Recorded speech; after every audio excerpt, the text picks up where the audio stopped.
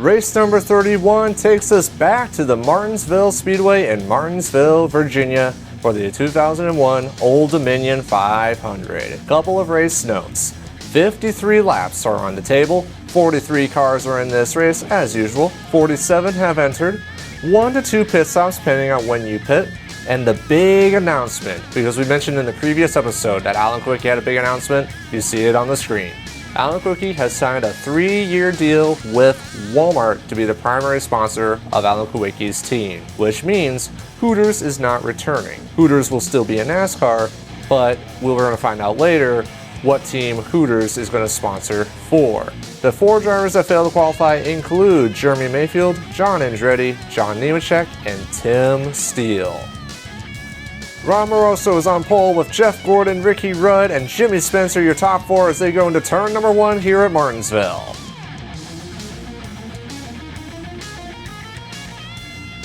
Down the back straightaway, Ron Moroso is able to clear Jeff Gordon for the second as Ricky Rudd, Ron Moroso's teammate, is right behind. Jeff Gordon, he is still on the high side trying to get by Moroso into turn number 4 as we do have some problems behind. Ward Burton, Bill Elliott, and Dale Earnhardt Jr. all slow up behind. A couple of more cars come on in, but the only car that goes behind the wall is Bill Elliott. 47 laps to go. Jeff Gordon's your leader. Moroso, Rudd, and Spencer are still your top 4. They did not pit last time. 46 laps to go. Dale Jr. gets in the back of Robbie Gordon, and Robbie Gordon spins down the back straightaway, and that will bring out the second caution of the day. Fortunately, no one gets into the back of Robbie Gordon, or anywhere for that matter, but the caution, as you see, is still out. 40 laps to go. Still no pit stops. Jeff Gordon continues to lead Rob Moroso and Ricky Rudd into turn number 1. 39 laps to go. Michael Waltrip gets turned by Davey Allison, and Michael Waltrip stacks up the field, but fortunately no major damage, but the caution again comes back out. 33 laps to go, here we go again. Jeff Gordon leads Moroso, Rudd, and Spencer as Jimmy Spencer dives underneath Ricky Rudd for the 3rd position. Jimmy Spencer, remember, has already have a win here in 2001. On the same lap though, coming off of turn number 4, Johnny Benson gets into the outside wall, and the caution does come out once again. 30 laps to go, the couple of leaders pit, including Jeff Gordon and Rob Moroso. They both just take fuel. But with 26 laps to go, Spencer is now in front of Ricky Rudd, Kenny Irwin Jr. with Adam Petty 4th. On the same lap, Jeff Gordon gets into the back of Rob Moroso and turns him in turn number 4. Terry Labonte and Dale Jarrett also get loose, and the caution comes out again. Rob Moroso will remember that. In front of them, Steve Park gets in the back of Matt Kenseth, and he gets turned around. Also, coming to the caution, Jimmy Spencer loses it in turn 1, and he ends up having a flat tire, and he had to go to pit road.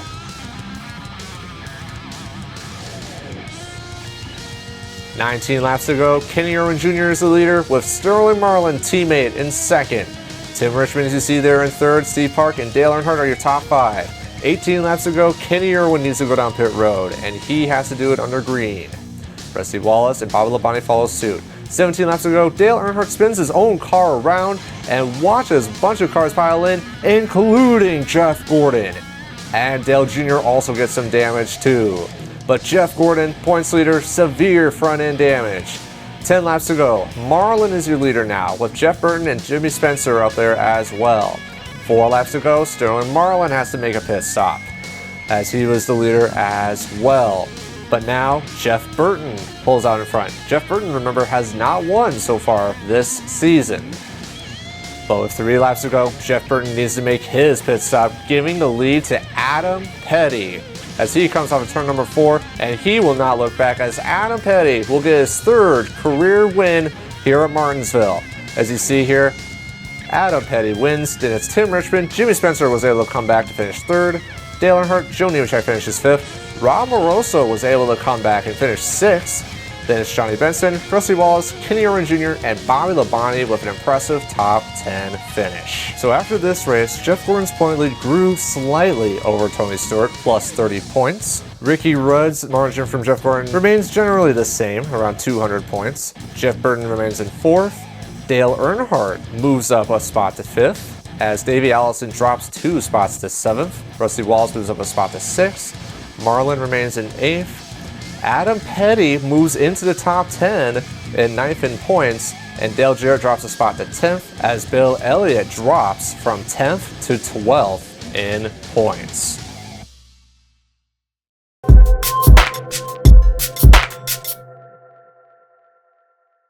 Before we get into the Talladega highlights, there are two big announcements that came out from NASCAR.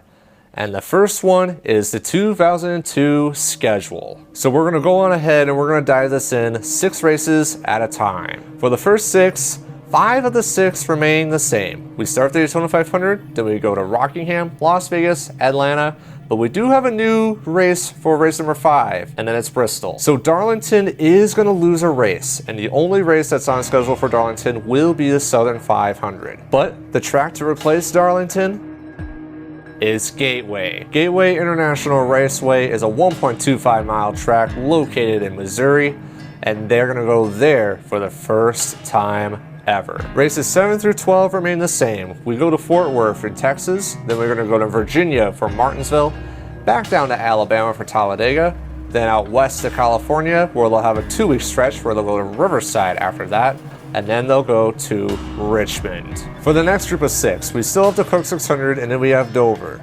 Pocono and the Milwaukee Mile are highlighted because those 2 tracks do switch on the schedule. And then Daytona for the Pepsi 400 will still be race number 18. Race number 17 is also new. Infineon, which bought out Sears Point, is still going to be on the schedule, but we're going to talk about them later. But for right now, this is the biggest change to the schedule. For the first time, NASCAR is going to go across the pond. That's right, they are going to Brands Hatch, the big road course. And so they're going to race on there for the first time, and it'll be interesting to see the foreign fling coming out. Now, race number 19, that is not Chicago Motor Speedway, that is indeed Chicagoland Speedway. Now, at the same time as Chicago was built, Chicagoland was also built. NASCAR has made a deal with Chicago area, and every other year they're going to use the other track. So every odd year they'll race at Chicago Motor Speedway, every even year they will race at Chicagoland. But don't worry, both tracks will still be used. Whatever track the Cup Series is using, IndyCar and ARCA will race on the other. So for 2002, the IndyCar Series and ARCA will race at Chicago Motor Speedway. Besides that, everything else remains the same. New Hampshire, then we go to Nazareth again in Pennsylvania, then it's Indy, Watkins Glen, and Michigan. The next 6, it's pretty much the same. We go to the night race at Bristol, followed by the Southern 500. Then we go to Richmond, North Wilkesboro, Kansas, and then we go to Talladega. Talladega does move up a few places on the schedule, and it's now more in October. Now, for the last 6, there's a lot of change that happened. 31 and 32 remain the same. We still have the UAW GM Quality 500, that is still race 31, and then we still have the fall race at Martinsville. But now these last 4 are all different. Race number 33 will go to Homestead. In real life, Homestead was the season finale. Not here. Homestead will still be one of the last races, but it will not be the season finale. Race number 34 is a shocker. That is Infineon. One more swing out west. It's going to be later in the fall, so the temperature should be a little bit cooler. Plus, we do get one road course at the end of the season. As Infineon bought them out, they wanted to be a little more distinct, and so they moved the Infineon race to the end of the season. Race number 35 is Phoenix.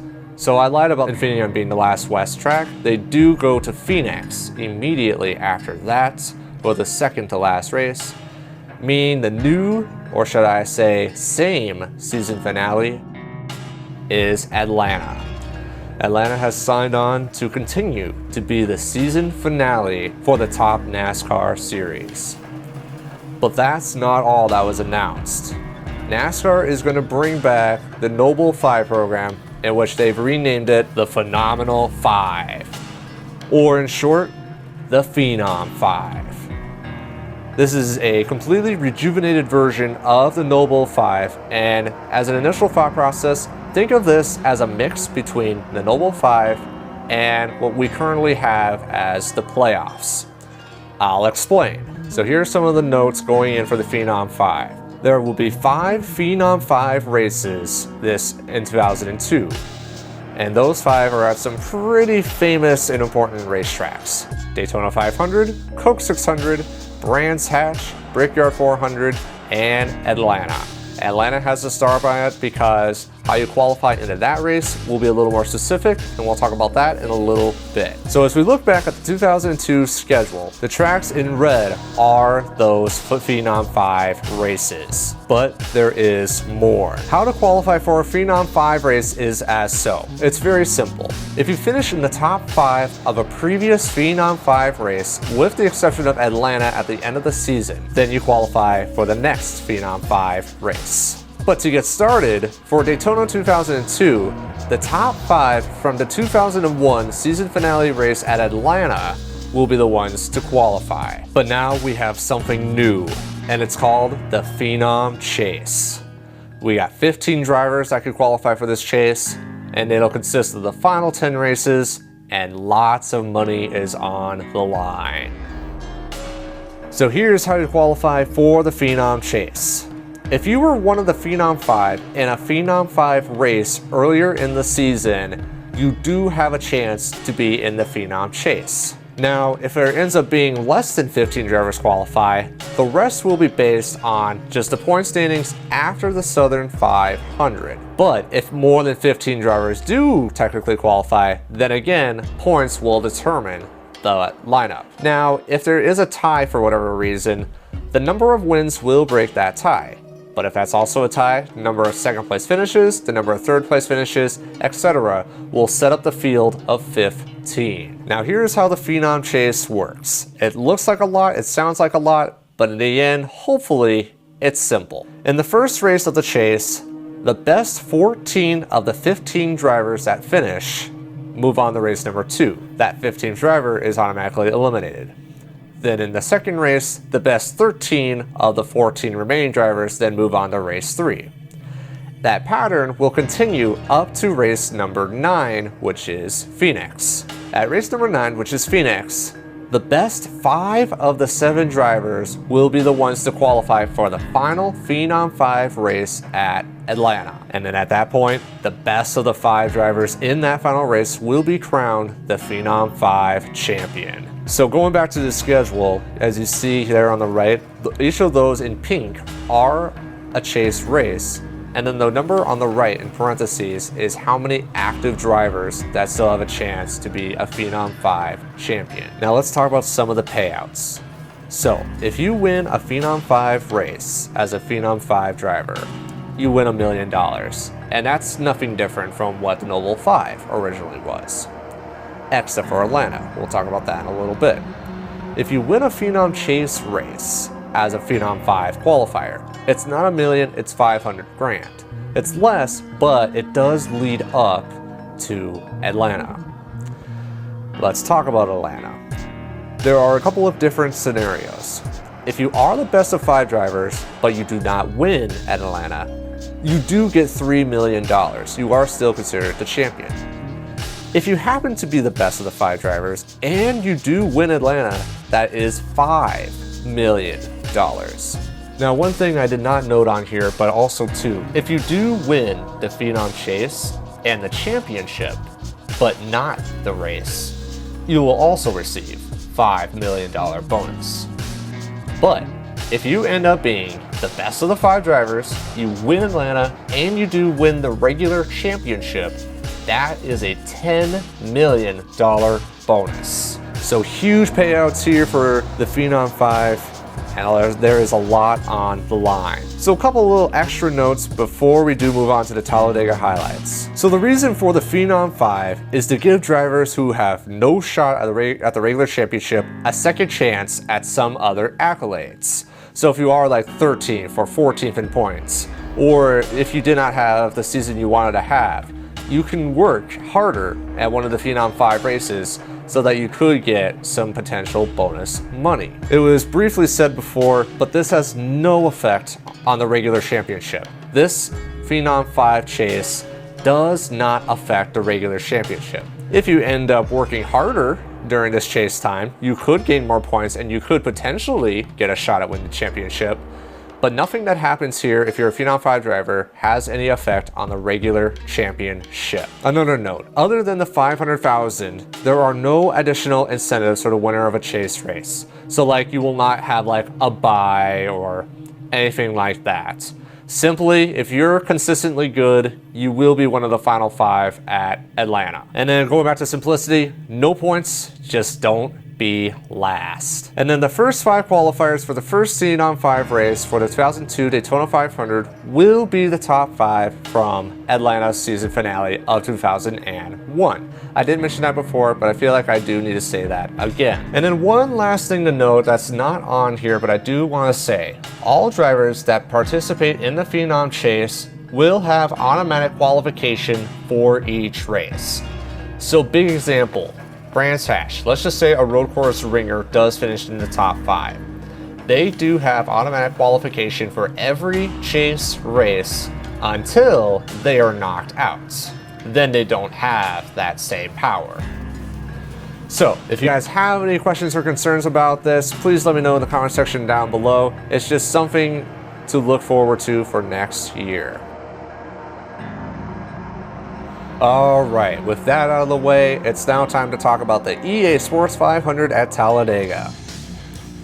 Here are your race notes: 21 laps, 43 cars, 48 have entered. Pit stops, 0. That is right. Because of what happened at the Pepsi 400, where fuel was a big problem at the end of the race, NASCAR decided, hey, pit stops are not going to be a factor. Once the green drops, go out and race and don't worry about pit stops. We're going to give that a shot and see how that goes. And then the things to note, as mentioned before, the 2002 schedule has been unveiled as well as the Phenom 5. And then also, the other big news is that Joe Nemechek will leave Andy Petree Racing and will go back to his own team in 2002. His brother John will drive a second car at least for the beginning of the season. It all depends on how they go, and if the team does well, John could potentially drive that second car for the full season. On the pole, it's Dale Earnhardt Jr. with Robbie Gordon to the outside, Kyle Petty third as they go into turn number 1 here at Talladega. Leading the first lap as they go 3 and 4 wide, Dale Earnhardt Jr. picking up where he left off at Daytona in the lead. 20 laps to go, first caution comes out as John Nemechek and Ward Burton get into each other, and Ward Burton spins out on the front straightaway. Jimmy Spencer gives Ward Burton a light tap as Ward Burton does a 360 but continues on. 17 laps to go, Mike Skinner is your leader with Dale Jr. in second, Rob Moroso in fourth, and look at Dale Earnhardt in the Reese's Fast Break car blocking Rob Moroso into turn number 1. 16 laps to go, Bobby Labonte gets a hard shot into the outside wall as him and Marlin get lots of damage. Bobby Labonte was shaken up, but he is okay. 12 laps to go, Dale Jr. back out front as Dale Earnhardt looking underneath, Rob Moroso looking down as well, with Ricky Craven ended up moving to the second position.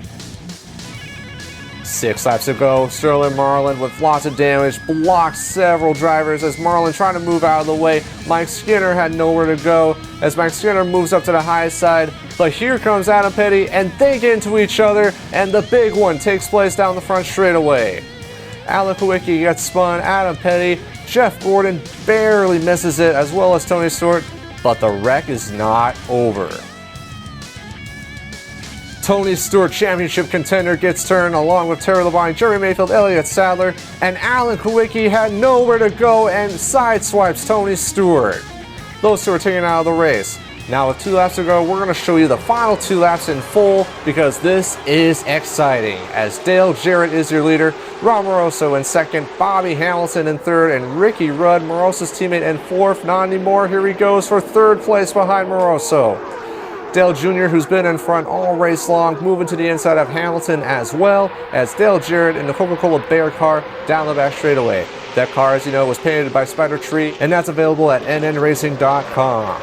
Meanwhile, Dale Jarrett continues to lead as Rudd and Hamilton are side by side for the third position as Robbie Gordon gets a big shove from Davey Allison as they're 3 wide behind. Rusty Wallace and Tim Richmond are side by side. Coming down the front straightaway, meanwhile Dale Jarrett continues the lead. Rudd to the inside of his teammate Moroso. Rudd leaves Moroso the block. Rudd has a championship to win. He needs to get every spot possible. Last lap here at Talladega. Into turn number 1 now. Ricky Rudd, Bobby Hamilton, and Dale Earnhardt Jr. are getting set up for the pass as now the top 5 has split off. Ricky Rudd all over the back of Dale Jarrett as Ricky Rudd now to the inside of Dale Jarrett. And everybody follows Ricky Rudd. Ricky Rudd trying to win, trying to get as many points as possible on Jeff Gordon. As Bobby Hamilton is now all over the back of Ricky Rudd, and Dale Jr. is right there to pounce as well. Ricky Rudd moves out the track, Bobby Hamilton underneath as Dale Jr. is going to push Bobby Hamilton to the front. And down the front straightaway, Dale Jr., can he get by Bobby Hamilton? No. Bobby Hamilton gets his first win of 2001 at Talladega. So there you see, Bobby Hamilton is your winner. Dale Earnhardt Jr. still has not won a race in 2001. Ricky Rudd is able to gain quite a bit of Jeff Gordon as he finishes 3rd. Dale Jr. got the bonus points for the most laps led, finished 4th. Rob Moroso continues his comeback and finishes 5th. Then it's Tim Richmond, Michael Waltrip, Matt Kenseth, who won the first Talladega race. Ken Schrader and Robbie Gordon was able to come back and finish 10th. Here are the point standings after Talladega. Ricky Rudd and Tony Stewart are now tied for 2nd. Ricky Rudd does get the tiebreaker because he has more wins than Tony Stewart. Dale Earnhardt remains in 5th. Rusty Wallace remains in 6th. Allison remains in 7th. And Marlin remains in 8th. And Dale Jarrett and Adam Petty swap spots. Jarrett moves up to 9th, Adam Petty drops to 10th.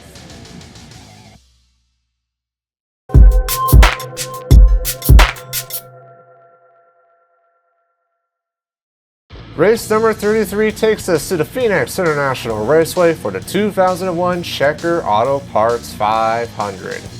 Let's take a look at the race notes going into this weekend. 34 laps are in tow for us today in the Winston Cup Series. 43 cars as usual are in this race, 49 have entered. We'll talk about the drivers who failed to qualify later on as this race progresses. 1 to 2 pit stops are in this, 1 for sure, but it all depends on when you make that first pit stop is a decision factor on whether you have to make the second pit stop. Now, let's talk about the 2 big things in news from this week. First of all, it was announced from the Penske camp that Ryan Newman will drive a 3rd Penske car. He will keep the number of 02, and Altel will stick with the team for the 2002 season. Also, it is announced that Bill Lester, who drove some truck races and drove in the SCCA series, he's going to replace Casey Elliott in the 2nd Evernham Motorsports Dodge. It is also announced that Bill Lester will drive a few races here at the end of 2001 just to get a feel of the Cup car. Now, let's talk about a couple of key notes going into Phoenix. First of all, fight to the end. Even though there is only 3 races left, do not stop. You still have so much to race for, potential sponsors, potential opportunities, and if you're Jeff Gordon, Ricky Rudd, or Tony Stewart, potential to be the champion. Now the question is, do you want to race next year? There are some drivers that do not have a ride yet. They need to race as hard as they can to impress somebody so that they can give them a car next year. And then the big thing, especially for Ricky Rudd and Tony Stewart, keep Gordon, Jeff Gordon that is, away from the lead. If he gets 5 bonus points, that just solidifies his championship run. Let's take a look at the standings. So Jeff Gordon, as you see, is the points leader. Ricky Rudd and Tony Stewart are tied for 2nd with 156 points. Ricky Rudd does get the nod ahead because he has more wins this season as opposed to Tony Stewart. Jeff Burton is 4th, Dale Earnhardt 5th, and then Davey Allison 7th. Sterling Marlin, Dale Jarrett, and how about Adam Petty with a very impressive rookie season is in 10th in points. So now with all that out of the way, it is now time for the command. Drivers, start your engines.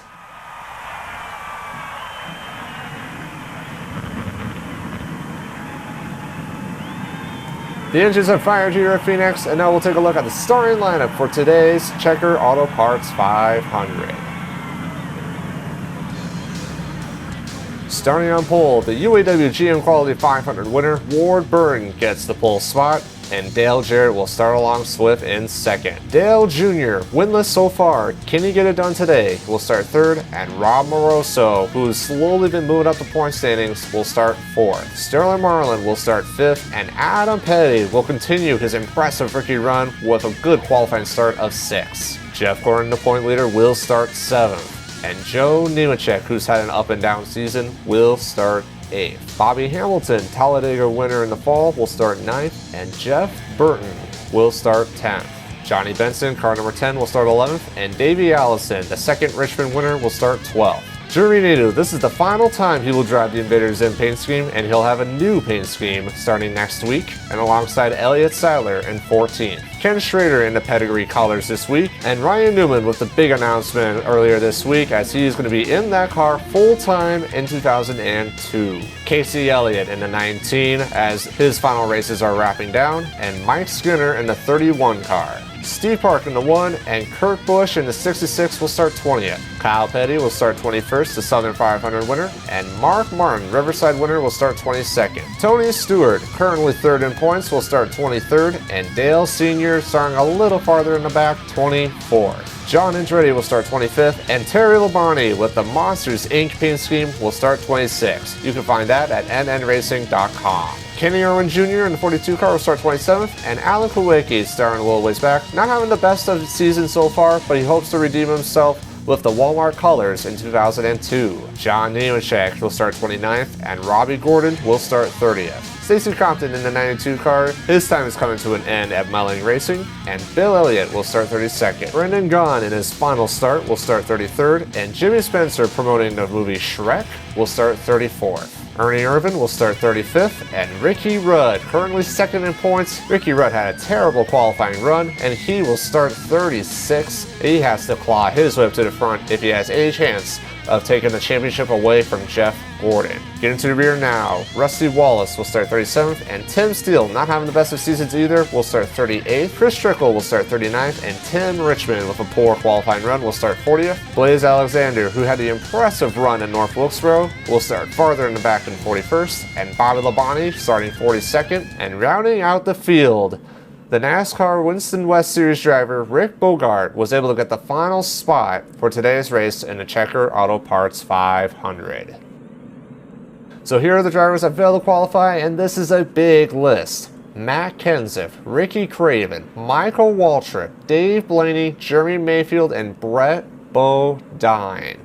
All huge names that just missed out on this race. If Jeff Gordon gets into the lead and leads a lap, he will indeed get 5 bonus points, making it all that much harder for Stewart and Rudd to win the championship. But guys, there are so many different storylines also going on. Joe Nemechek in the 33, he's going to go back to his own team. Adam Petty with the rookie run, and so many more as the pace car is going to pull on in as we're going to go 34 laps here at Phoenix International Raceway. Glad to have you guys aboard as we are racing here at Phoenix.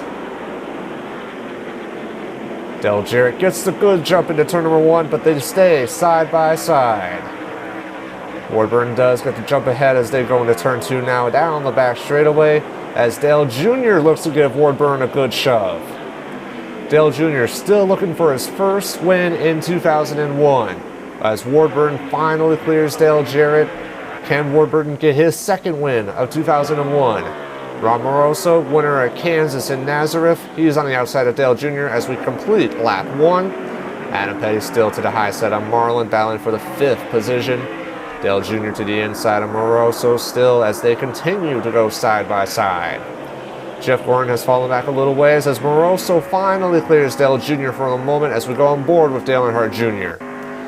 Jr. gets all so close to the back bumper of Ron Moroso, but Jr. lets off as we have 3 wide farther in the back as Tony Stewart is scrambling his way up to the front of the field, underneath both Steve Park and Mike Skinner. To the inside goes Stewart now as he's underneath Kyle Petty as they are 3, almost 4 wide as Dale Earnhardt gets into the middle of John Andretti and Kurt Busch. As we continue to follow along, Tony Stewart is down, he's underneath Steve Park. As farther in the back still is Ricky Rudd. There is 3 wide behind, and Ricky Rudd is in the middle of a hornet's nest. Terry Labonte just in front there. Terry Labonte, as you know, he is leaving Hendrick Motorsports. He has not said where he's going yet, but it'll be interesting to figure out where he does go. Meanwhile, back out front, Ward Burton and Dale Jarrett still 1-2 as Moroso moves into third. Adam Petty moves past Dale Earnhardt Jr. for the 4th position. As there you see Ricky Rudd so far back, as now the top, I would say 8 or so, have now gone single file, as Davey Allison is still side by side farther in the back, not anymore, as Bobby Hamilton has cleared ahead. Ward Burton is still your leader now, as Rob Moroso, he's going to try to get his 3rd win of the season. And Dale Jarrett, remember, he's only won the Daytona 500 so far this year. Farther in the back, Jeff Gordon, there he is behind Sterling Marlin. Now, if this race would have ended right now, Jeff Gordon would extend his point lead. And there you see Ryan Newman, as we mentioned before, Newman with the 3rd ride at Penske Racing. Congrats to him, as he is now underneath Davey Allison. But Davey Allison with a strong run down the back straightaway clears Newman, as now Newman is side by side with Johnny Benson. Newman also had the best performing car this weekend, as both Rusty Wallace and Tim Richmond were terrible in practice and qualifying. It'll be interesting to see what kind of setup Newman has. As you see there, Casey Elliott, we mentioned before. Casey Elliott does say he has plans, but he's not ready to announce them just yet. But we do know who's going to be in that car. That is Bill Lester. And there's Terry Labonte. Terry Labonte, not too sure yet where he's going to go, but it is not with Hendrick, as he continues his hell season. There you see Robbie Gordon right underneath. Robbie Gordon, as you know, he earned that ride after winning at Watkins Glen. He's been doing all right as we're on board with Dale Earnhardt. But going back to Robbie Gordon for a second, ever since winning at Watkins Glen, he's been okay. He's been making some races, failed to make others. But it sounds like he is going to be driving that car, at least for the beginning of the 2002 season. There's a battle here between Alan Kulwicki and Dale Earnhardt as they are side by side, as Kulwicki looking underneath John Andretti in the 43 car coming off of turn number 4, and look right behind is Ricky Rudd. Rudd continues to claw his way to the front, but it is tough, absolutely tough. As you see Ward Burton and Dale Jarrett, as you see there going across here for the lead. Dale Jarrett hasn't really been battling much for the lead. He's just kind of been riding behind, which could be fine, but you know, I mean, the win is the most important thing there is. Coming out with just 25 laps to go, Burton, Jarrett, Moroso, Petty, and Dale Jr. has slowly fallen back, as there you see Jeff Gordon currently riding in the 8th position. Joe Nemechek, there you see the 33. Joe Nemechek did announce he is going to return back to his own team, and they have not announced who's going to be in the 33 car yet, but it sounds like they're going to announce that soon. Meanwhile, as we go far, far in the back, there you see Tony Stewart right behind Elliott Sadler. Tony Stewart needs to get every position possible with just 24 laps to go. On board with Sadler as Tony Stewart dives underneath Elliott Sadler. Stewart side by side now with Sadler. Can Stewart make it stick? Sadler does get a strong run, but Stewart does clear Elliott Sadler for the position. Meanwhile, farther down the back, Steve Park in front of Mike Skinner, and there you see Ricky Rudd again. Ricky Rudd slowly, as we mentioned before, creeping his way to the front, but Ernie Irvin underneath Ricky Rudd, as they're going to go side by side. Ricky Rudd does have the lead for the moment in front of Irvin. Meanwhile, Jeff Gordon is getting a battle from Joe Nemechek. The challenge is on as Nemechek tries to get around Gordon, but Gordon gets a strong run down the back straightaway into turn number 3, as Gordon and Nemechek are still 8th and 9th. Jeff Burton right behind in 10th as they come down front straightaway, and we do have problems. Trouble in turn number 3. The 5 of Terry Labonte, Mark Martin, Tim Richmond, Chris Trickle, and Kenny Irwin Jr. Terry Labonte, you see there with some damage. It does look cosmetic, but his season continues to not be so well. And there's Jimmy Spencer with the Shrek car. You can say it's all ogre now. Ha ha ha ha ha. Oh my, that was terrible. Anyway, so Jimmy Spencer, lots of front end damage. As you see, the pace car has picked up the field, and it sounds like pit stops are about to happen. As Ward Burton is your leader, Dale Jarrett second, Rob Moroso, Adam Petty, and Dale Earnhardt Jr. are your top 5. So as we come down pit road, we are going to talk to Chip one last time here, and sounds like there's a lot going on. So Chip, what can you have to say for us? Well, Griff, it's been an honor to have this great season with you. As Wardman comes up pit road, he says he really likes his car, but it gets loose off of turn number 3. So they're going to take a round of wedge in, and they're going to do everything they can to make sure he gets his 2nd win of the season. As for Jeff Gordon, he does not like the way his car is running. It goes well through the corners, but once they get off the corners, it does not work. So they're going to give him 4 fresh tires, and away he will go. Thanks, Chip, as you see Ward Burton taking on the 4 tires as Jimmy Spencer just pulls out with the hood gone, as Ward Burton is about to head out pit road here, as Jeff Gordon, he's getting his tires on, and it looks like he only takes 2 right side tires as he barely gets on front of Adam Petty, but Jeff Gordon is finally out, and we have problems on pit road. Dale Jarrett could not get out of pit road properly, and I don't know if he got into the back of Ward Burton or what, because Ward Burton does have some rear end damage. Everybody else is coming off of pit road, and there you see on board with Ward Burton, Dale Jarrett, oh so slow, and both of them lose so many spots. As you saw Ward Burton there go through the unstoppable official. Lots of trouble for the 2 leaders.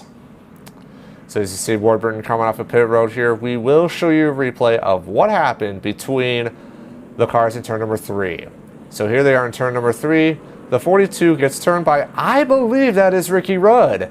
Mark Martin, Tim Richmond, and Chris Trickle all go into the outside wall. Here's another replay. Ricky Rudd, he was impatient. He needed to move forward.